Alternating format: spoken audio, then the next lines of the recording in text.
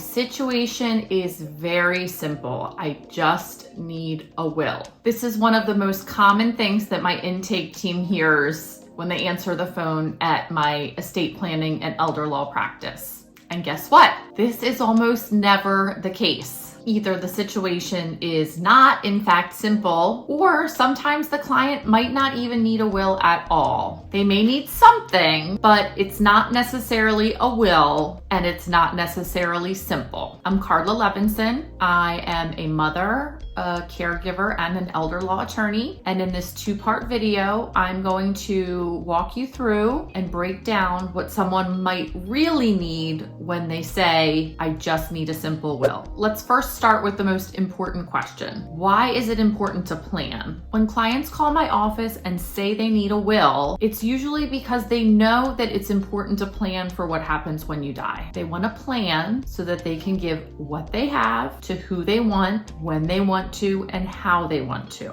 They also often want to protect their loved ones. They want to make sure that things go smoothly and easily when they pass away, and they also want to avoid any taxes or professional fees if possible. These are all great reasons to plan, but I also find that sometimes clients forget another huge reason to plan, which is so that someone can take care of you while you're still alive. The best way to explain why it is so important for someone to be able to plan for you while you're still alive is through some examples. These examples aren't real clients, but they are a mashup of clients whose situations I see over and over again. So first, here is an example of what you want to avoid. Let's meet Joe. Joe is married, he's healthy, and he is a recently retired 68-year-old. While out on the golf course, he unfortunately has a major stroke and is hospitalized. He is put into a medically induced coma, and his wife, of course, is very, very stressed and very, very frantic. And one of the things that she is very stressed about is being able to pay the bills. Their main assets are their house that's in joint names, a small checking account that's in joint names, and Joe's 401k. They live off of both of their Social Security payments and off of Joe's pension. So in this situation, believe it or not, Joe's wife does not currently have access to his 401k because Joe has never signed a durable financial power of attorney. So don't be like Joe. Now, to make matters worse, Joe's health has taken a turn for the worse. He has been in the hospital for several weeks and he is not getting any better. The doctors are asking his wife very difficult questions, like whether or not they should put in a feeding tube or whether or not she wants him to have IV fluids. Again, his wife is very, very stressed because they never talked about this. She has no idea what his wishes are regarding these kinds of treatments. So I'm using what is obviously a terrible situation to really illustrate how Joe could have easily avoided being in this situation. So number one, he could have executed a general, durable financial power of attorney. A power of attorney for finances is a document that a person signs. In Delaware, that person is called the principal, giving someone else, in Delaware, the agent, broad power to manage your property. What does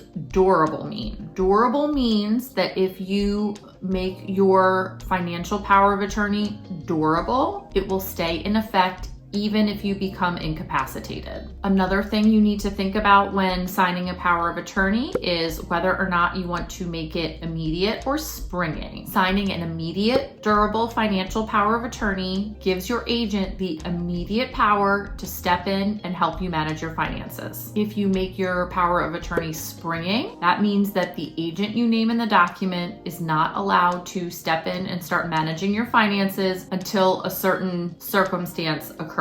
For example, the document might say that the agent needs a doctor's note stating that you're no longer capable of managing your affairs before the agent can step in and take over handling your property. You may also have heard about limited or special powers of attorney rather than a general power of attorney. I generally recommend that you sign a general, durable power of attorney because that is exactly what it sounds like. and it's going to give your agent broad power to manage your finances. A special or limited power of attorney is just what it sounds like, and it will generally only give your agent very limited or special power to manage your property. We see this often in the case of selling a house, for example. You can sign a limited power of attorney, appointing an agent to be able to sign for you at settlement, for example. Remember that not all durable general powers of attorney are alike.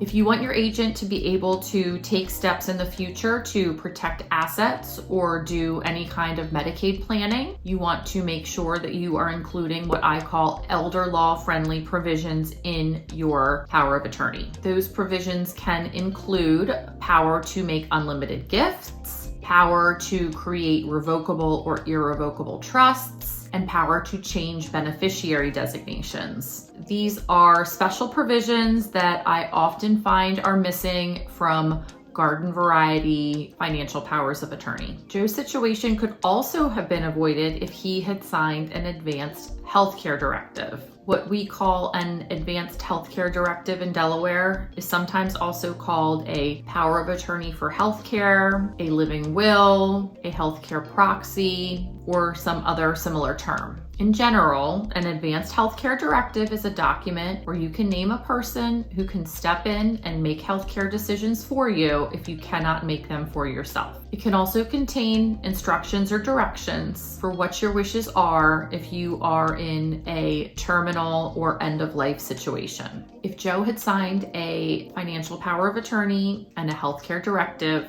his wife would have been able to access all of his financial information, all of his accounts, and she would have been able to easily pay his bills. It most likely would have included some provisions as far as what his wishes are regarding end-of-life treatment. This would have given his wife some guidance and would have alleviated a lot of stress during a very stressful time. These two documents, a financial power of attorney and a healthcare directive, are generally very easy and straightforward to set up. They can be created within an hour or two at a relatively low cost. The alternative, if you don't have these documents and a person is no longer able to sign or make decisions for themselves, is to go to court and petition for guardianship. Petitioning for guardianship is time-consuming, expensive, and very, very stressful. So I say that a financial power of attorney and a healthcare directive are two of the most important legal documents to have because they're easy to set up. They can provide your loved ones with a lot of peace of mind, and they avoid